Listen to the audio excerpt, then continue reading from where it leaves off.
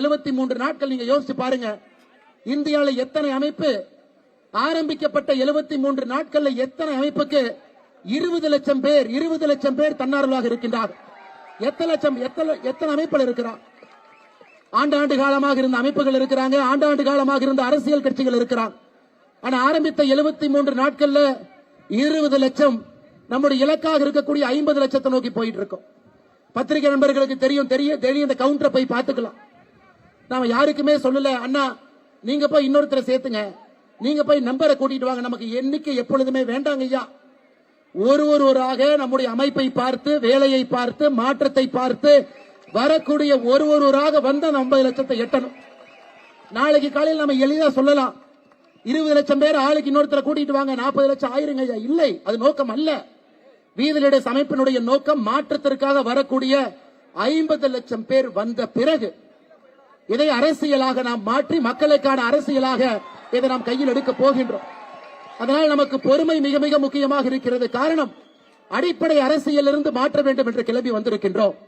தலைவர்கள் டெல்லியில் அமர்ந்து தமிழ்நாட்டுக்கான முடிவை எடுக்கக்கூடாது. சென்னையில முக்கியமான வீட்டில் உட்கார்ந்து தலைவர்கள் முடிவெடுக்க கூடாது. தலைவர்கள் என்பது ஒரு கிராமத்தில், அங்கே கிராமத்துக்கான முடிவுகளை அந்த தலைவர்கள் எடுக்கணும். ஒரு நகரத்தில் தலைவர்கள் அமர்ந்து அந்த முடிவு எடுக்கணும். ஆனால் டெல்லியினுடைய காலம் சென்னை சென்ட் ஜார்ஜ் கோட்டையில் அமர்ந்துதான், அல்லது நான் போயஸ் கார்டன்ல அமர்ந்துதான், அல்லது நான் ஈசிஆர் பனையூரில் அமர்ந்துதான், அல்ல நான் கோபாலபுரத்தில் அமர்ந்துதான் முடிவெடுப்பேன் என்கின்ற காலம் எல்லாம் மாறிவிட்டது. அருமை சொந்தங்களே, நான் யாரையும் குறையாக குற்றமாக சொல்லல. அடிப்படையில் இருக்கக்கூடிய தலைவர்கள் அடிப்படையில் அவர்கள் ஊருக்கான அவர்களுடைய சமுதாய பிரச்சனைக்கான தீர்வு அவர்களாக எடுக்கும் பொழுது மட்டும்தான் நிலையான அடிப்படை அரசியல் மாற்றம் நடக்கும். நிறைய பேர் சொல்றாங்க, இன்னைக்கு நாம சுற்றுச்சூழலை பற்றி பேசிக் கொண்டிருக்கின்றோம், என்னவெல்லாம் செய்யறோம் நாம பேசிக் கொண்டிருக்கின்றோம். சென்னை பொறுத்தவரை வேகமாக வளர்ந்து வரக்கூடிய இந்தியாவினுடைய மிக முக்கியமான ஒரு தலைநகரம், கோடிக்கணக்கான மக்கள் வசிக்கக்கூடிய ஒரு பகுதி, கிரீன் கவர் வெஜிடேஷன் பச்சையாக இருக்கக்கூடிய பகுதி சென்னை மாநகரத்தை எடுத்துக்கிட்டீங்கன்னா 10 ஆண்டுகளுக்கு முன்பு 25%, இன்னைக்கு வெறும் 10% தாங்க. வெறும் 10% தான் சென்னையில பச்சை இருக்கக்கூடிய கிரீன் கவர் இருக்கு. 90% கான்கிரீட் ரோடு தாங்க ஐயா இருக்கு.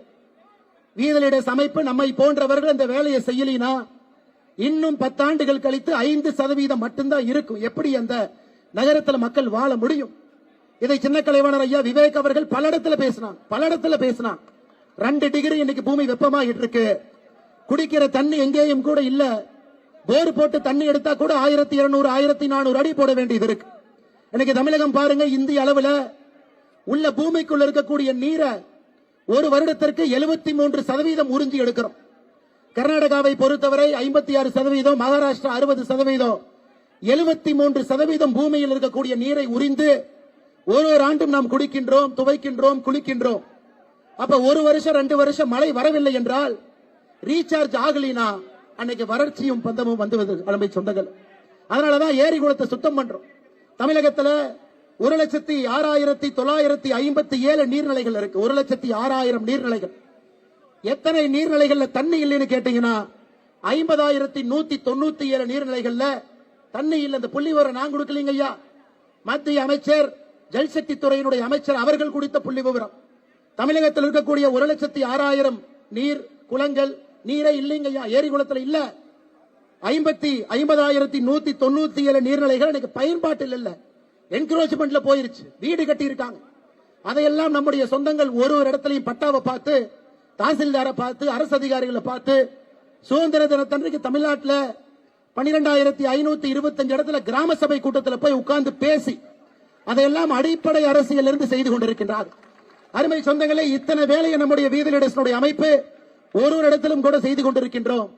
இதையெல்லாம் நாம் பெருமையாக கர்வமாக நினைக்கணும். காரணம், நமக்கு பொறுப்பு கிடையாது, கவர்மெண்ட் பணம் கிடையாது, அரசு சம்பளம் கிடையாது, மக்களுடைய வரிப்பணத்தில் நாம வாழல.